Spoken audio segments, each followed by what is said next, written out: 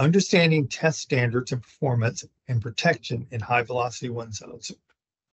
Welcome to Building Knowledge 101. In this video, we examine test standards for performance and protection in high-velocity wind zones, including looking at essential facilities that are required to have storm shelters.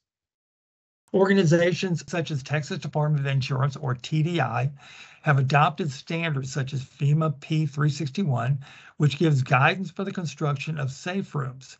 And then International Code Council, or ICC 500, describes standards for the construction of storm shelters, and similar to ASCE 7, having risk categories 3 and 4.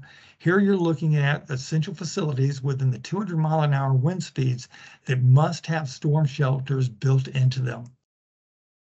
And then similar to what we just looked at with the large and small missile impact applications, ICC 500 defines the size and the weight of large missiles that will be utilized to impact testing at various speeds representing the speeds of the wind.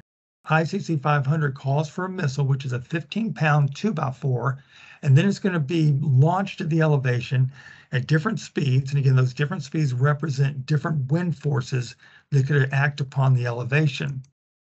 And then ASTM E1886 and E1996 or TAS 203 is the cycle testing. And so ICC 500 requires cycle testing also.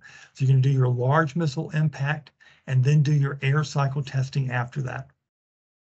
That is all we have time for in this video. If you'd like to watch more of our 101 video series, subscribe to our YouTube channel, Kawneer Company, Inc.